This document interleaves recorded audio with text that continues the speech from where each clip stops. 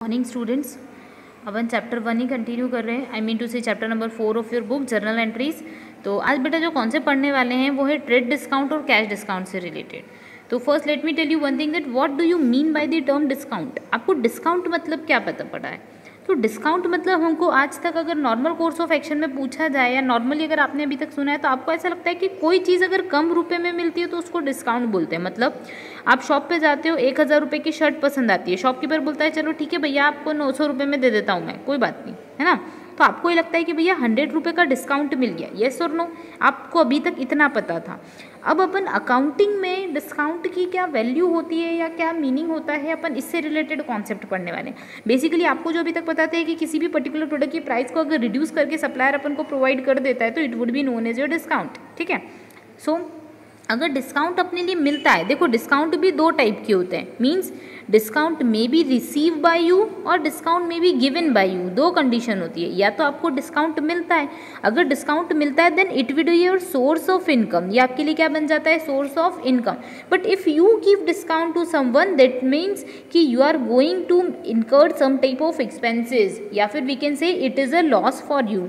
ठीक है। तो डिस्काउंट जब आप किसी पार्टी को देते हो, सामने वाले इंसान को देते हो, तो it would be your loss. But if you receive discount then it would be part of your profit. Means whenever we are going to receive discounts it we have to just credit it just because it's are part of profit. And if you are giving discount to any one then you have to debit it in your books of accounts. ये चीज़ आपको पता होनी चाहिए, है ना, कि discount दो होते हैं, या तो रिसीव होता है डिस्काउंट या गिवन होता है। गिवन बोलो, अलाउड बोलो, one in the same thing. कोई दोनों के बीच में डिफ्रेंसिएशन नहीं, दोनों चीज़ें सेम है। बट आपको ये पता होना चाहिए कि कौन सा डिस्काउंट डेबिट होगा और कब डिस्काउंट क्रेडिट होगा। तो ये कॉन्सेप्ट तो आपको क्लियर हो जाता है। अब अपन बेटा कॉन्सेप्ट पढ़ते हैं ट्रेड डिस्काउंट का और कैश डिस्काउंट का। I am going to write the abbreviation term TD and CD। TD मतलब होता है ट्रेड डिस्काउंट और CD मतलब होता है कैश डिस्काउंट। तो बेटा ट्रेड डिस्काउंट जो होता है वो क्यों देते हैं? Trade discount is given just to increase your sale. किसके लिए इंक्रीज करते हैं अपन? सेल को इंक्रीज करने के लिए। जस्ट अज्यूम आप लोग सुनते होंगे कि कभी भी कोई फेस्टिव ऑफर आता है तो उस टाइम पे फर्म बोलती है कि अरे हम आपको 5% डिस्काउंट दे रहे हैं, हम आपको 10% डिस्काउंट दे रहे हैं। तो उसका मेन मोटिव क्या होता है? Just to collect the customers या टू इंक्रीज योर ट्रेड। तो if the reason behind increasing your trade and if you give any type of discount तो it would be known as your trade discount. दूसरी चीज, if you give discount to receive early cash payment. एक चीज याद रखना, early cash payment मतलब अगर आप चाहते हो कि भैया कोई आपको जल्दी से जल्दी पैसे दे दे तो उसके लिए जो आप डिस्काउंट देते हो वो देते हो कैश डिस्काउंट। मतलब आपको कहीं से पैसे, सामने वाला मान लो जस्ट अज्यूम आप हो और आपने ए को गुड्स सेल कर रखे हैं। किसको कर रखे हैं? ए को गुड्स सेल कर रखे हैं। आपकी यहाँ पे फर्म है, उसने ए को गुड्स सेल कर रखे हैं। तो जल्दी बताओ ए किसको पैसे देगा? फर्म को। मान लो उसको 500 रुपीज़ देने, पर वो बोल रहा है अरे यार मैं 3-4 महीने बाद दूंगा। तो अपन बोल रहे चल भैया चल ठीक है, तू 1% का डिस्काउंट ले ले पर तू पैसे आज दे दे। क्या बोल रहे अपन? 1% का डिस्काउंट ले ले और आज पैसे दे दे। मतलब वो बोलता है कि आज तो मैं ठीक है आपको 495 रुपये दे देता हूँ। तो ये कौन सा डिस्काउंट था बेटा? Cash discount. मतलब इसको आप क्या करोगे? अपनी बुक्स ऑफ अकाउंट्स में रिकॉर्ड करोगे।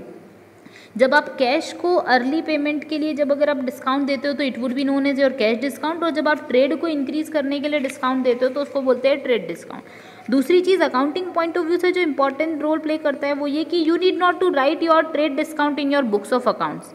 क्यों नहीं लिखते? क्योंकि इसमें अपना मेन मोटिव जो होता है वो सेल्स को इंक्रीज करना होता है। ठीक है। तो अपन ट्रेड डिस्काउंट को बुक्स ऑफ अकाउंट्स में नहीं लिखते, but we have to write the cash discount because it shows you real expenses या फिर रियल लॉसेज और गेन। मतलब आपको किसी ट्रांजेक्शन से प्रॉफिट हुआ है कि लॉस, इसके बारे में अल्टीमेट रिजल्ट आपको पता पड़ता है कैश डिस्काउंट से, इसलिए अपन इसको बुक्स ऑफ अकाउंट्स में लिखते हैं। होप यू गॉट इट, है ना।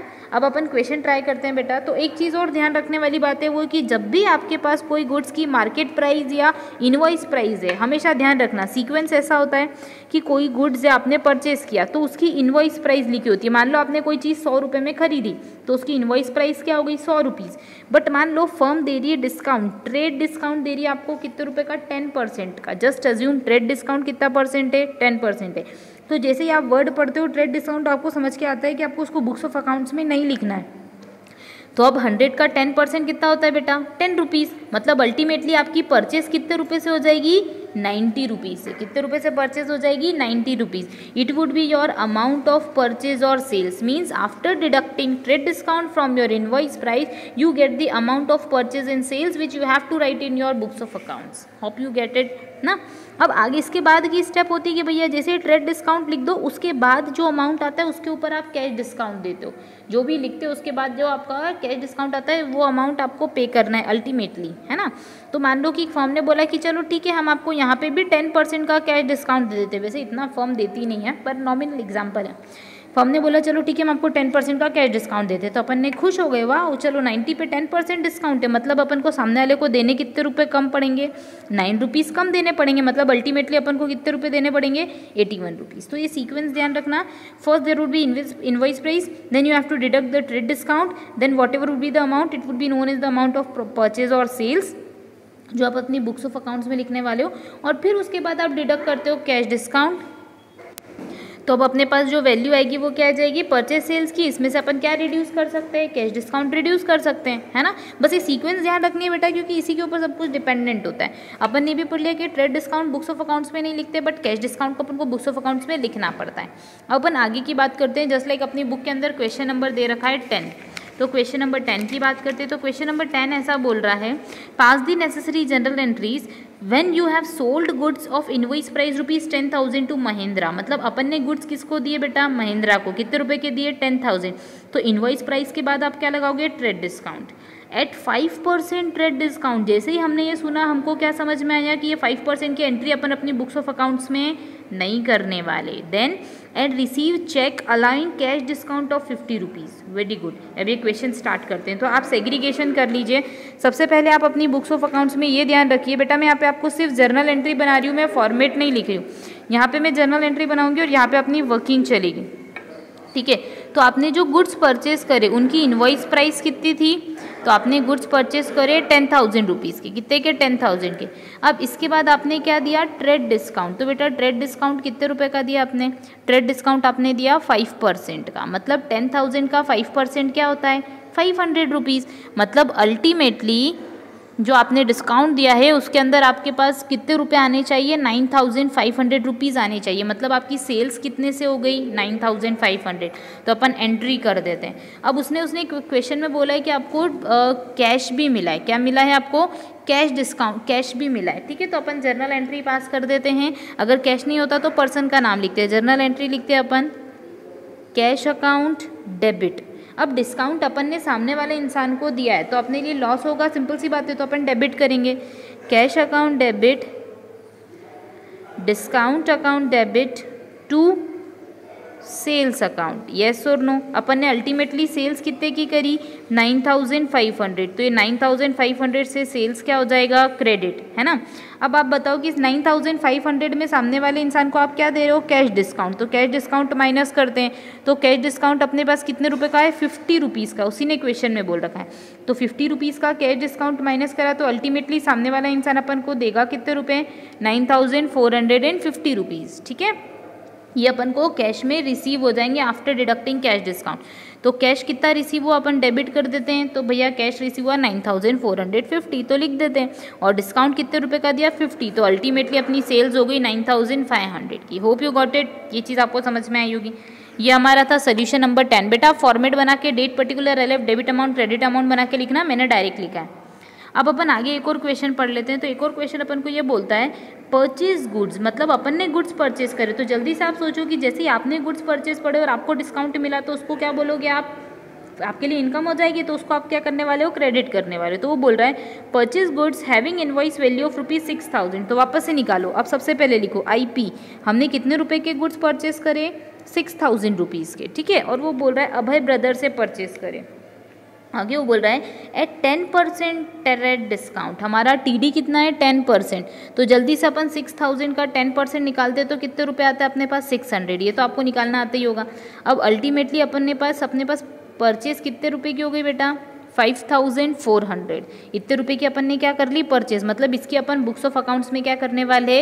एंट्री करने वाले, ठीक है।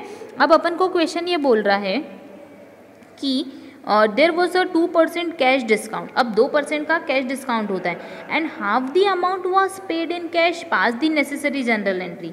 अब ये जो 5400 है ना, इसके अंदर से आधा अमाउंट आपको मिल गया है, ठीक है। कितना अमाउंट मिल गया है? आधा अमाउंट मिल गया है। तो अब आप देखो यहाँ पे सेग्रीगेशन कर लो बेटा। हमेशा याद रखना कि cash discount early payment of cash पे मिलता है, मतलब जितने पैसे आप कैश में दे रहे हो उसी पे डिस्काउंट मिलेगा, बाकी पे नहीं मिलेगा। तो 5400 का आधा कितना होता है? 2700। एक इंसान को एक बार आपको 2700 देना है, अगले 2700 देने। तो ये जो आप स्टार्टिंग में 2700 दे रहे हो ना, ये अमाउंट पे आपको कैश डिस्काउंट भी मिल रहा है। क्या मिल रहा है? Cash discount. तो 2700 पे कैश डिस्काउंट कितना मिला? तो लिख देते हैं कैश डिस्काउंट कितना परसेंट है? 2%। कितना है? 7 2 ज़ा 14, 2 2 ज़ा 4 और 5, मतलब अपना कैश डिस्काउंट कितने रुपए का हो गया बेटा? 54। कितने रुपए का हो गया? 54। 2700 का 2%। याद रखना 5400 का 2% मत निकालना। क्यों? क्योंकि कैश डिस्काउंट हमको कैश पेमेंट पे मिलता है, ना कि टोटल परचेज पे, ठीक है। तो जितना आप कैश में पेमेंट करोगे उसी पे डिस्काउंट मिलेगा, जिसमें पेमेंट नहीं करोगे उस पर डिस्काउंट नहीं मिलेगा। ये वो अमाउंट है जो आप कैश की फॉर्म में पे कर रहे हो। तो कितने रुपए हो गए? 10 में से 4 गया 6, यहाँ पे 9, 9 में से 5 गए 4 और 26। यहाँ पे कितने रुपए हो गए? 2646। इतने रुपए अपन को कैश में मिल जाएंगे। तो अपन लिख देते हैं, एंट्री बना देते हैं, कैश अकाउंट डेबिट, यस और नो। फिर आधे पैसे अभय दे रहा है तो अभय फ्यूचर में देगा, तो लिख देते हैं अभय ट्रेडर्स अकाउंट डेबिट। और फिर अपन डिस्काउंट भी दे रहे हैं, अरे सॉरी ये आपको सेल्स हुई है ना, मैंने गलती से परचेज समझ लिया, ठीक है। तो अब इस केस के अंदर अपन को क्या देखना पड़ेगा? परचेज हुई है हमको, मैंने सेल समझ लिया था बेटा, आप क्वेश्चन को रेक्टिफाई कर लेना। परचेज हुई है अपनी, तो जर्नल एंट्री में सबसे पहले क्या डेबिट हो जाएगा? परचेज। तो लिख देते हैं परचेज अकाउंट डेबिट। कितने रुपए की परचेज करी? तो 5400। तो लिख देते हैं परचेज अकाउंट डेबिट 5400। अब इस परचेज का सेग्रीगेशन लिखते हैं। तो जल्दी से देखो कि कितने रुपए आपको फ्यूचर में मिलने वाले हैं? 2700, ठीक है। आपने परचेज की तो आपको फ्यूचर में कितने रुपए पे करने हैं? 2700। तो ये अपन अमाउंट लिख देते हैं अभय ब्रदर के नाम से, ये अपनी लाइबिलिटी खड़ी हो गई। तो लिख देते हैं अभय ब्रदर्स या अभय कंपनी जो भी है। कितने रुपए हो गए? 2700 रुपीज़, ठीक है। अब इसके बाद अपन थोड़े से पैसे कैश में दे रहे हैं, तो लिख देते हैं क्या? 2 कैश अकाउंट। कैश में कितने रुपए दिए बेटा? 2646। तो लिख देते हैं 2646। और बाकी पैसे अपन क्या कर रहे हैं? डिस्काउंट दे रहे हैं, तो डिस्काउंट अपन को रिसीव हो गया। तो डिस्काउंट कितने रुपए का है? 54। अब आप अल्टीमेटली टोटल करोगे तो 5400 से हो जाएगी। Hope you got it. बस ये चीज़ कॉन्सेप्ट ध्यान रखना है कि परचेस पे डिस्काउंट मिलता है, सेल्स पे डिस्काउंट मिलता है, इनवॉइस प्राइस में से माइनस करते हैं पहले ट्रेड डिस्काउंट, फिर कैश डिस्काउंट। अब अपन अगला क्वेश्चन करते हैं, क्वेश्चन नंबर 13। तो बेटा ये तो सिंपल है, इसमें जो एंट्री आपको सिंपल है वो आप बना लेना, बाकी मैं बना दूंगी। Journalise the following transaction. First entry commence business with cash and goods, तो इसकी सिंपल एंट्री बन जाएगी cash account debit, stock account debit to capital, ठीक है। तो चलो मैं बना ही देती हूँ। तो जर्नल एंट्री हमारी हो जाएगी फर्स्ट वाली कैश अकाउंट डेबिट, आप फॉर्मेट के साथ बनाएंगे stock account debit to capital, yes और नो। अपन ने बिजनेस स्टार्ट किया तो 15,000 और 25,000, तो कैश अपने पास 15,000, स्टॉक है 25,000, तो अल्टीमेटली कैपिटल हो गई हमारे पास 40,000, ठीक है। अब बेटा इसके बाद नेक्स्ट चीज़ जो आपको ध्यान रखनी है वो ये है कि purchase goods of invoice price ₹10,000। अब कॉमन सेंस की बात है, हमने कितने रुपए के गुड्स परचेज किए? 10,000 के, from Abhay at trade discount of 10%। तो आप हैंड टू हैंड कैलकुलेशन मत करो, आप डायरेक्ट निकालो। भैया 10,000 के गुड्स परचेज करे, 10% का डिस्काउंट है, मतलब 10,000 का 10% कितना होता है? 1,000 होता है। मतलब अपन ने अल्टीमेटली गुड्स कितने के परचेज किए? 9,000, ठीक है। तो अब अपन लिख देते हैं यहाँ पे, अगली एंट्री होगी अपन ने परचेज किए, तो सबसे पहले क्या डेबिट कर दो? Purchase account debit. कितने रुपए की परचेज की अपन ने? 9,000 रुपीज़ की। कितने की? 9,000 की। फिर इसके बाद अपन ने जैसे ही गुड्स परचेज करे, इसके अंदर क्या हो गया? कैश डिस्काउंट भी आ गया। अब at trade discount of 10% and cash discount 5%, तो 2 कैश अकाउंट और 2 डिस्काउंट अकाउंट, ये अपने लिए क्या बन गई? इनकम बन गई। तो ये 9,000 को सेग्रीगेट कर दो, अब डायरेक्ट करना सीखो। 9,000 का 2% कितना होता है? 0, 9 2 ज़ा 80, 180 रुपीज़ होता है, येस और नो, है ना। 9,000 का 2% 180 रुपीज़। अब यहाँ पे डिफरेंसिंग अमाउंट निकाल लेते हैं, 8,820। 8 to 10 8 9 10 8 और 1 9 9000 हो गया। और जर्नल एंट्री का टोटल लिख देंगे अपन narration being goods purchased at discount. ठीक है, अगली एंट्री, तो अगला क्वेश्चन बोल रहा है sold goods to having invoice price ₹15,000। हमने 15,000 के गुड्स को इनवॉइस प्राइस पे बेचा at Anil at 5% trade discount. तो आप जल्दी से इसका ट्रेड डिस्काउंट निकाल सकते हो। तो भैया 15,000 का 5% कितना होता है? 750। कितना होता है? 750 होता है, 750 रुपये होता है। इसका 10% 1500 होता है, 1500 का आधा 750, हाँ 750 होता है। ठीक है, तो अब अपन लिख लेते हैं जर्नल एंट्री, लिखते हैं सेल्स हुई अपनी, तो अपन एंट्री लिख लेते हैं। और फिर उसके बाद क्वेश्चन ये भी बोल रहा है सोल्ड करे अपन ने goods Anil trader and cash discount है 200 रुपये का, तो लिख देते हैं कैश अकाउंट डेबिट। अब अपन जैसे ही गुड्स सोल्ड करते हैं तो अपने पास क्या हो जाती है? डिस्काउंट आ जाता है, मतलब अपने लिए लॉस हो गया तो डेबिट हो गया, discount account debit to sales account. जैसे ही अपन ने पढ़ा तो अपन को पता पड़ गया कि भैया 15,000 के हमारे पास गुड्स थे, 5% का डिस्काउंट है, मतलब अपन ने 14,750 रुपये के गुड्स क्या करें? बेचें। 250 सॉरी 50, यहाँ पे मैं आपको बता देती हूँ कैलकुलेशन होती है 15,000 माइनस जो है 750 माइनस किया तो अल्टीमेटली 14,250 की आपकी सेल्स हो गई। अब इसमें से क्वेश्चन ने बोला है कि आपके पास 200 रुपीज़ का डिस्काउंट है, तो 14,050 रुपीज़ की आपकी क्या हो जाएगी? कैश में रिसीव्ड हो जाएगी। अब नरेशन लिख देंगे being goods sold on at discount. आगे क्वेश्चन बोल रहा है withdraw goods for personal use 1,000 and cash ₹2,000। ठीक है, तो अपन ने गुड्स भी विड्रॉ करे तो इसका सिंपल सी जनरल एंट्री बनती है। जब भी अपन पर्सनल पर्पस के लिए करते हैं तो उसको क्या बोलते हैं? Drawing account debit to cash account to stock account. ठीक है, कैश हमारे पास आ जाता है 2,000 का और स्टॉक है 1,000 का, तो स्टॉक में 1,000, यहाँ पे 2,000 और अल्टीमेटली ड्राइंग हो गया हमारे पास 3,000 से। इसका नरेशन लिख देंगे बीइंग गुड्स विड्रॉ और इसकी टोटल कर लेंगे।